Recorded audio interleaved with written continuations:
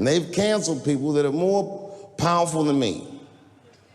They canceled J.K. Rowling. My God, J.K. Rowling wrote all the Harry Potter books by herself. She sold so many books, the Bible worries about her. And they canceled her because she said in an interview, and this is not exactly what she said, but effectually, she said gender was a fact. And then the trans community got mad as shit. They started calling her a TERF. I didn't even know what the fuck that was. But I know that trans people make up words to win arguments. So I looked it up. TERF is an acronym. Stands for Trans Exclusionary Radical Feminists. This is a real thing. This is a group of women that hate transgender. They don't hate transgender women, but they look at trans women the way we blacks might look at blackface. It offends them. Like, ooh, this bitch is doing an impression of me. Hey gang, it's me, Dr. Steve, and alas, the woke have descended into new absurdities. They are now officially canceling J.K. Rowling. It's official. She's been canceled. It's being widely reported that J.K. Rowling's name and likeness have been removed from the Museum of Pop Culture in Seattle due to her, quote, hateful anti-trans remarks.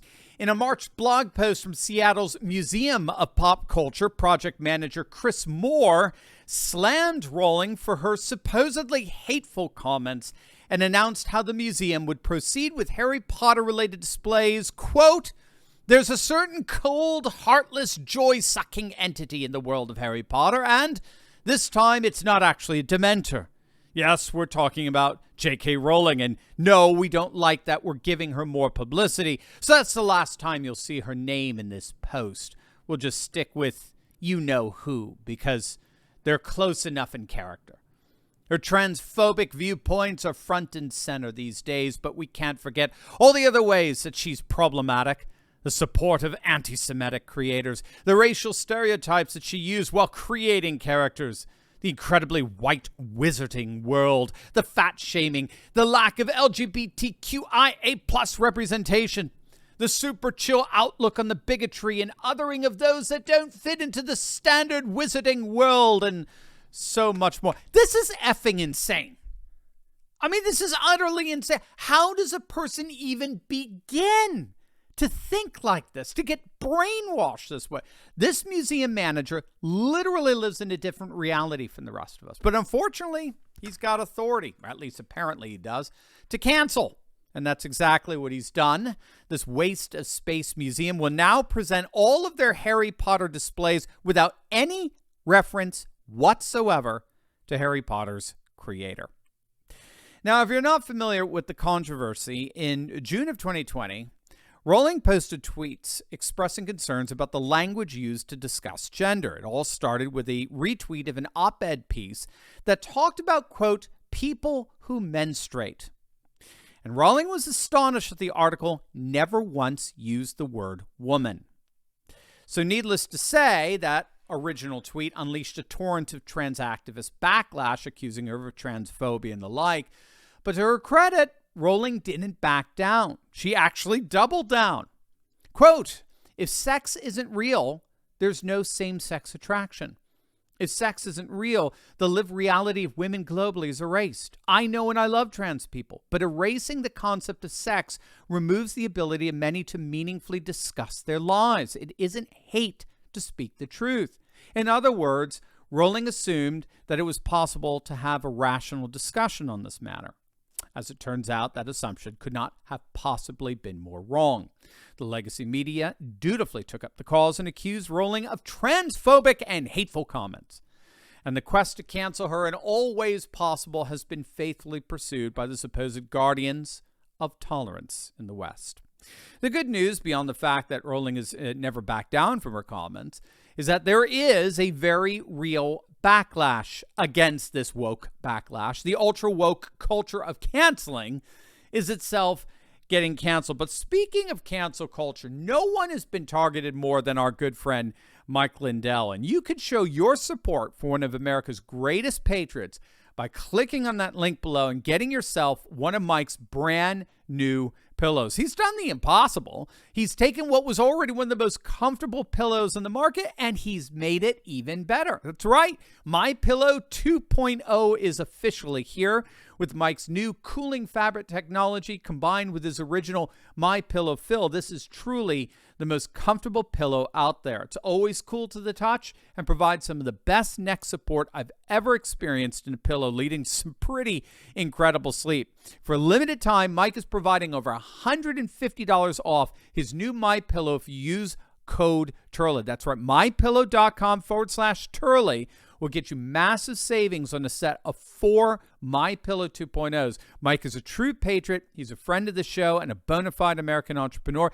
It's really a great product, so don't wait. Mike told me that these pillows are selling like hotcakes, and this offer will not last long. Click on that link in my description below and use code Turley to get your My Pillow 2.0 today.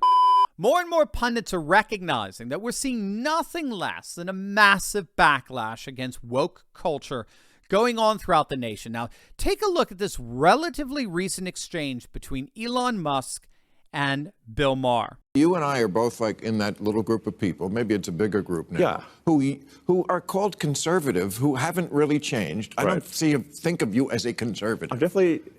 Yeah, like I at least think of myself as a moderate, so I mean, at least I've spent a massive amount of my life energy building sustainable energy, electric vehicles and batteries and solar and stuff to help save the environment. That's not a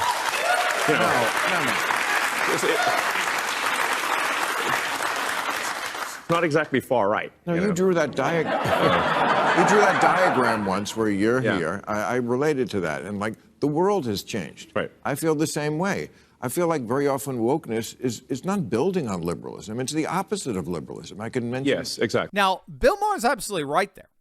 The Atlantic, which is degenerated into nothing less than a complete woke shill, has publicly labeled Elon Musk as far right. And that's just the tip of the iceberg among the legacy media's outlets attempting to disparage Musk. And the same goes for Bill Maher. He's now often labeled as conservative or far right among the woke ilk. But as he alluded to, Elon once tweeted out a graph that shows the dynamics of what's more commonly known as the Overton window, which defines the range of acceptable political opinion. And the graph shows how over the last 10 years, the far left has shifted the Overton window in such a way that those who were once on the center left are now increasingly, by virtue of the fact that their politics have not changed, they're now increasingly finding themselves aligned with the center right. And that ultimately is the hope here. The farther left the woke mind virus takes its adherents, the greater percentage of the population they leave behind. The more political opinions the woke attempt to cancel, the more they guarantee their own exile to the political periphery. Again, even fellow liberals are recognizing this. A progressive by the name of Kevin Drum, he's a former staffer for the Washington Monthly. He recently wrote this observation, quote, "Despite endless hopeful invocations of, but Posha, that people like our positions, the truth is that the Democratic Party has been pulled far enough left that even lots of non-crazy people find this just plain scary, something that Fox News takes vigorous advantage of. From an electoral point of view, the story here is consistent.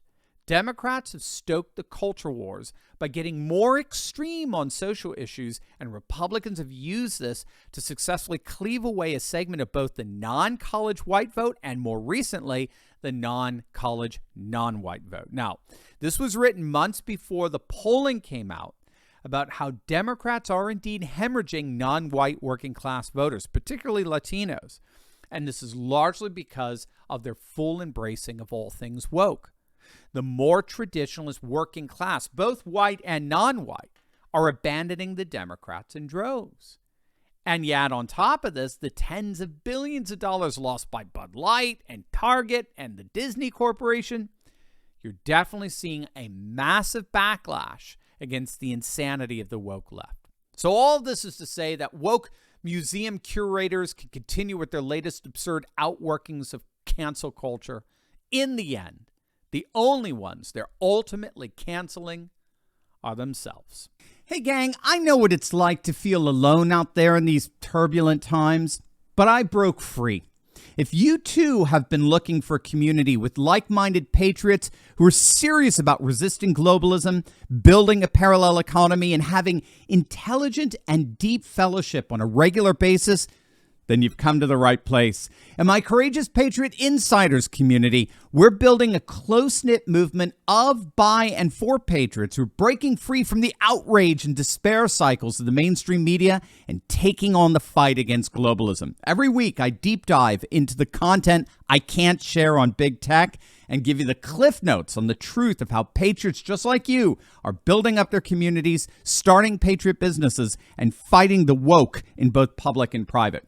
All with a few history and political lessons from yours truly, of course. If you want to stop feeling alone as a patriot and stand together with this fast-growing community, be sure to click on the link in the description below. Don't wait. Join me and my Patriot Coalition today, and let's get fighting.